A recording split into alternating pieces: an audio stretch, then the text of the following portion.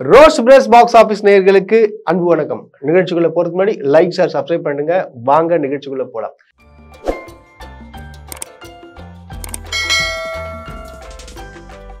ஏய் super star வர்றா வழி விடுறா அப்படின்னு தாங்க கெத்தா எல்லா சூப்பர் ஸ்டார் ஃபேன்ஸும் இப்ப சொல்ல ஆரம்பிச்சிட்டாங்க. ஏன்னு பாத்தீங்கன்னா இந்த வருஷம் 3 நடிகர்களுக்கு பாத்தீங்கன்னா பயங்கர உச்சத்துல இருக்க போறாங்கன்னு சொல்லாங்க. ஏன்னா ஆக்சுவலா பாத்தீங்கன்னா யாருன்னு சொல்லிட்டு உங்களுக்கு எல்லாருக்குமே தெரியும். ஒன்னு பாத்தீங்கன்னா நம்ம ஏகே சாரு, இரண்டாவது பாத்தீங்கன்னா சூப்பர் ஸ்டார் ரஜினிகாந்த் அவர்கள், மூன்றாவது பாத்தீங்கன்னா சிலம்பரசன் அவர்கள். இந்த 3 பேருக்கும் பாத்தீங்கன்னா படங்கள் குவிஞ்சிட்டே இருக்குன்னு சொல்லாங்க. ஏன்னா புதுசா அப்டேட்டுகள் புது அப்டேட்டுகள் தொடர்ந்து வந்துட்டே சொல்லலாம். அது போக பாத்தீங்கன்னா இப்போ சூப்பர் ஸ்டார்லாம் வேற லெவல்ல இருக்காப்புல. ஏன்னா ஷூட்டிங் ஸ்பாட்லாம் 25 வயசு பையன் மாரி நடந்துக்கிறாராம். ஏன்னா நடை உடை அந்த ஸ்டைல் ஆல்ரெடி தெரியும், எப்பவுமே சுறுசுறுப்பான ஆள் தான். பட் ஆனா என்னன்னு தெரியல, இந்த கூலி படத்துல பயங்கரமா ஃபுல் அவரை பார்க்கும்போது மத்தவங்களுக்கு மோட்டிவேஷன் ஆயிடுதான். ஸோ அந்த அளவுக்கு தான் பண்ணிட்டு இருக்காருன்னு சொல்லாங்க. பயங்கரமா வந்துட்டு இருக்கு படம். இந்த படம் பாத்தீங்கன்னா கூலி, அதாவது கூலி படம் வருகிற ஆயுத பூஜைக்கோ இல்ல தீபாவளிக்கோ ரிலீஸ் பண்ணலாம், இந்த வருஷம் ரிலீஸ் பண்ணலாம்னு சொல்லிட்டு ஒரு முடிவே எடுத்தாச்சுங்களா. அது போக பாத்தீங்கன்னா கூலி படத்துல ஒரு முக்கியமான ஒரு அப்டேட் இருக்கு. அது யாருன்னு பாத்தீங்கன்னா கூலி படத்துல அமீர் கான் நடிக்கிறதா ஒரு தகவல் வந்திருக்குங்க. ஆக்சுவலா பாத்தீங்கன்னா இந்த படம் மியூசிக்கை பத்தி உங்களுக்கு எல்லாருக்குமே தெரியும். அனிருத் தான் மியூசிக்கு. ஆக்சுவலா பாத்தீங்கன்னா அடுத்த வரக்கூடிய படம் ஜெயிலர்லயும் பாத்தீங்கன்னா அனிருத் தான் மியூசிக்கு. ஆக்சுவலா பாத்தீங்கன்னா அந்த மியூசிக்லயே ஒரு டிஃப்ரெண்ட் காட்டணும்னு சொல்லிட்டு ஒரு டிஃப்ரெண்டான ஒரு மியூசிக்கை ட்ரை பண்ணிருக்குதா சினிமா வட்டாரங்கள் சொல்லுது. எது எப்படியோங்க நான் ஒன்னு ஓப்பனா ஒன்னு சொல்லுவாங்க. அஜித் குமார் அவர்கள் நடந்து வந்தாலே ஸ்டைலு, நம்ம சூப்பர் ஸ்டார் நடந்து வந்தாலே ஸ்டைலு தான். ஏன்னா 2 பேருக்கும் பாத்தீங்கன்னா நடையே பயங்கரமா இருக்கும்.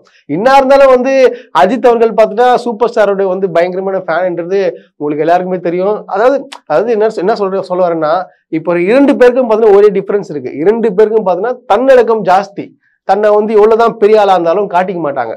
ஸோ அதனாலதான் இன்னும் பாத்தீங்கன்னா அவங்களுக்கு ரசிகர்கள் கூடிட்டே இருக்க தவிர இறங்கவே மாட்டேங்குதுன்னு சொல்லாங்க. இந்த கூலி படத்தோடைய டோட்டல் பட்ஜெட் என்னன்னு பாத்தீங்கன்னா 300 இருந்து 350 கோடி சொல்ல வருது. அதுக்கப்புறம் பாத்தீங்கன்னா சூப்பர் ஸ்டாரோடைய சேலரி என்னன்னு சொல்லிட்டு சினிமா வட்டாரங்கள் சொல்றாங்க. வேற உச்ச நடிகர் 150-200 கோடின்றாங்க. ஆனா 70 வயசை கடந்து ஒரு சிங்கமாய் நிற்கும் குதிரைக்கு என்ன தெரியுமா, 250 கோடி சொல்றாங்க. அதாவது 250 கோடியில இருந்து 280 கோடின்னு சொல்லிட்டு சொல்லப்படுது. ஸோ அப்ப பாத்துக்கோங்க, இன்னமும் சூப்பர் ஸ்டாரா நிக்கிறாருன்னா அவரோட உழைப்பு தான் காரணம்னு சொல்லாங்க. அது போக பாத்தீங்கன்னா இந்த படத்தையும் பாத்தீங்கன்னா அமேசான் பிரைம் தான் வாங்கியிருக்கு. ஆக்சுவலா உங்களுக்கு எல்லாருக்குமே தெரியும், ஜெயிலர் 1 அமேசான் தான் வாங்கியிருக்கு. அது போக பார்த்தா ஜெயிலர் 2ம் அமேசான் தான் வாங்கியிருக்கு. அது போக கூலியும் அமேசான் தான். அமேசான் அதாவது சூப்பர் ஸ்டார் ரஜினிகாந்த் படங்கள்லாம் இதுக்கப்புறம் அமேசான் தான் வாங்குன்னு சொல்லிட்டு எல்லாருமே சொல்றாங்க. நெட்ஃபிளிக்ஸ் தான் போட்டி போட்டுச்சான். பட் ஆனா பாத்தீங்கன்னா அமேசான் அது ஓவர்டேக் பண்ணி வாங்கிட்டு தான் சொல்லப்படுது. எது எப்படியோங்க, ஆயுத பூஜையா இல்ல தீபாவளியா, ஆனா சன் பிக்சர்ஸ் ரொம்ப மும்முரமா இருக்காங்க. இந்த படத்தை 100% ஆயுத பூஜைக்கு தான் இறக்குவேன்னு சொல்லிட்டு இருக்கிறாங்க. ஒரு வேலை மிஸ் ஆச்சுன்னா ஆயுத பூஜைக்கு அதுக்குன்னு என்ன ஒரு 10 நாள் 15 நாள் டிஃபரன்ஸ்.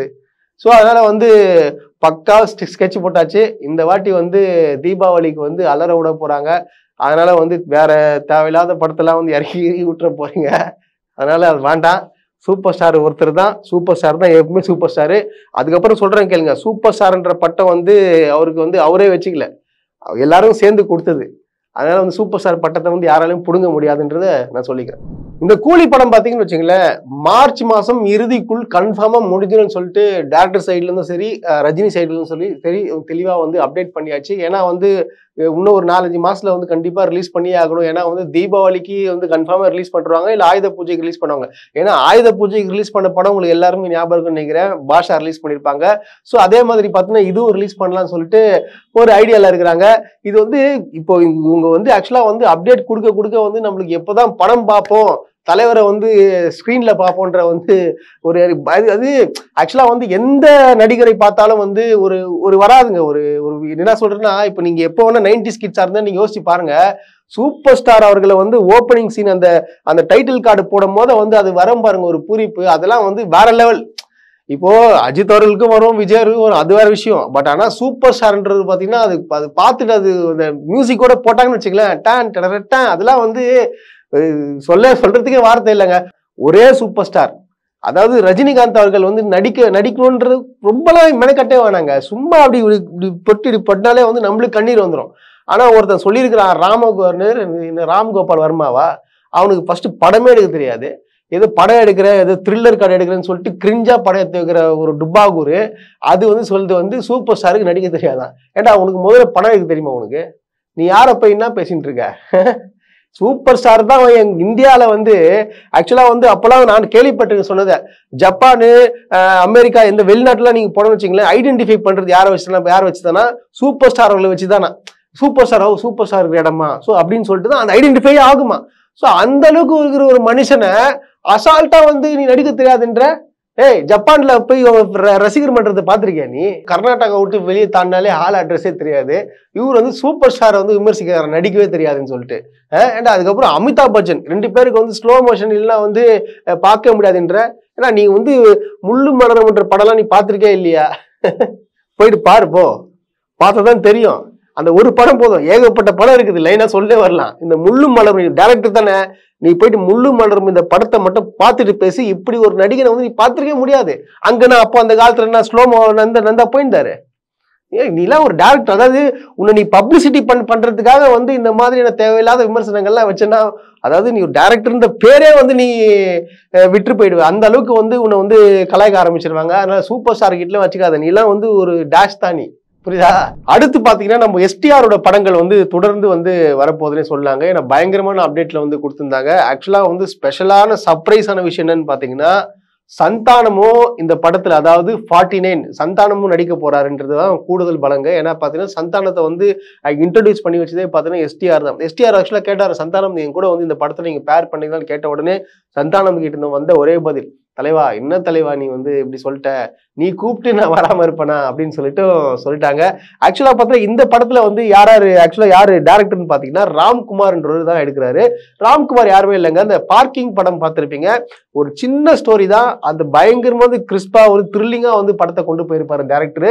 ஸோ அவர் தான் வச்சு எடுக்கிறாங்க. இந்த படத்தோட ஹீரோயின் யாருன்னு பாத்தீங்கன்னு வச்சுக்கல, இன்னும் கன்ஃபார்ம் ஆகல, பட் ஆனா க்ளோஸ் ஆகிறவங்க தான் இருக்கு. அவங்க பாத்தீங்கன்னா வேற யாருமே இல்லைங்க, நம்முடைய அமரன் படத்துடைய ஹீரோயின் தான் நடிக்க போறாங்க, சாய் பல்லவி தான் நடிக்க போறான்னு சொல்றாங்க. ஸோ பாருங்க, இந்த பேரெல்லாம் பயங்கரமா இருக்க போது.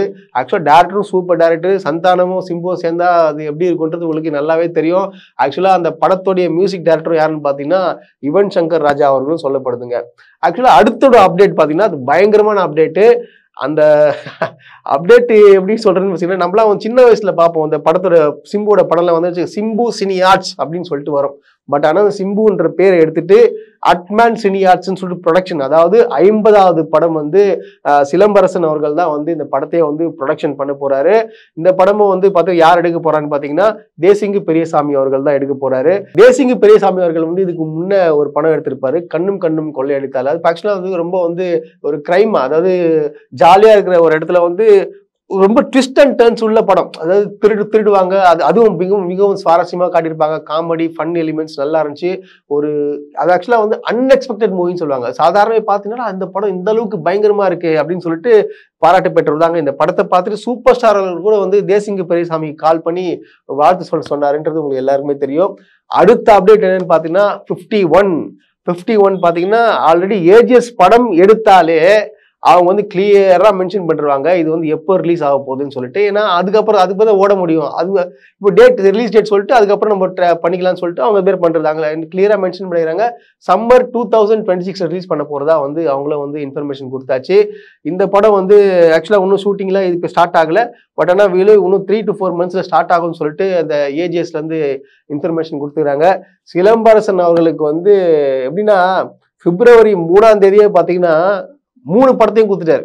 டேய் வந்துட்டேன், இதுக்கப்புறம் நான் யாருன்றது காட்டுறேன். ஏன்னா சிம்புன்றவர் நடிச்சு வந்து தொடர்ந்து நடிச்சிருந்தாருன்னா இந்நேரத்துக்கு வந்து சிவகார்த்திகனும் சரி வேற எவனும் சரி ஃபீல்டே இருந்திருக்க மாட்டாங்க. அது என்னன்னு தெரியல, அவர் வந்து கொஞ்சம் வந்து தள்ளி பின்னாடி போயிட்டாரு. பட் இருந்தாலும் அவர் நடிக்க ஆரம்பிச்சிட்டாரு. நடிச்சார்னா அவர் இடத்தை பிடிக்கிறது ரொம்ப ரொம்ப கஷ்டன்றது சினி உலகத்துக்கே தெரியும். ஏகப்பட்ட தடுங்கள் வந்திருக்கும், ரெட் கார்டே கொடுத்துருக்காங்க. இதனால அதெல்லாம் தெரிஞ்சு சும்மா கெத்தா வந்தாருன்னா அது நம்ம சிம்பு தான் சொல்லாங்க.